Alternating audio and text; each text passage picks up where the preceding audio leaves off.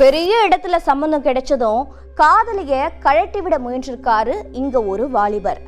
லவ்வா லைஃபாங்கிற குழப்பத்துல கடைசியில அவர் செஞ்ச கொலை ஒட்டுமொத்த கர்நாடகாவையும் கதிகலங்க வச்சிருக்கு. கர்நாடக மாநிலம் ஹாவேரி மாவட்டத்துல உள்ளது துங்கபத்ரா நதிக்கரை.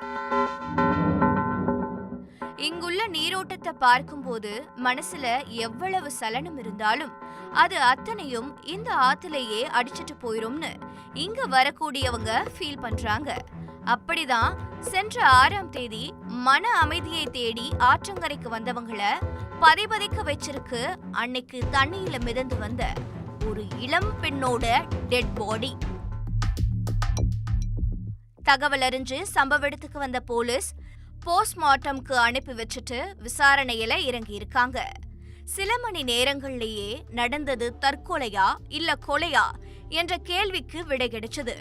போஸ்ட்மார்ட்டம் ரிப்போர்ட்ல அந்த இளம்பெண் கழுத்தை நெரிச்சு கொல்லப்பட்டு இருக்கிறது உறுதி செஞ்சிருக்கு.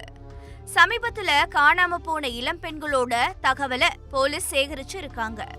அதுல சென்ற மார்ச் 3ஆம் தேதி மாயமான ஸ்வாதி என்கிற பெண்ணோட அங்க அடையாளங்கள் மீட்கப்பட்ட சடலத்தோடு ஒத்து போயிருக்கு.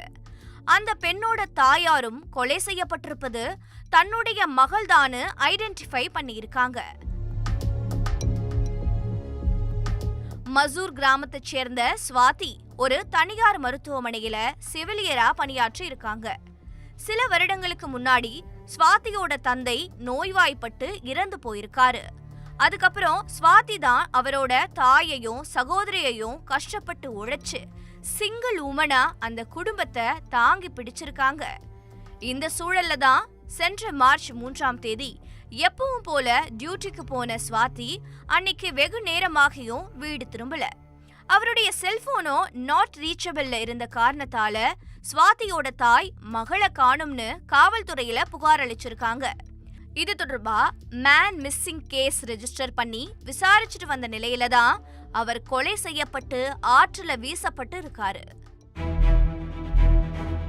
ஸ்வாதியோட செல்போன் அழைப்புகளை வச்சு விசாரிச்சதுல அவர் நியாஸ் பென்னிகியர் என்கிற நபரை காதலிச்சது தெரிய வந்திருக்கு. உடனடியா சந்தேகத்திற்குரிய அந்த நபரை விசாரணை வளையத்திற்குள்ள கொண்டு வர முற்பட்டப்பதான் அவருக்கு வேறொரு பெண்ணோட நிச்சயமாகி திருமணம் நடக்கவிருப்பதும் தெரிய வந்திருக்கு. ப்ரீ வெட்டிங் ஷூட்டுக்கு தயாராகிட்டு இருந்த நியாஸ் கிட்ட போலீஸ் விசாரணையை தொடங்கி இருக்கு.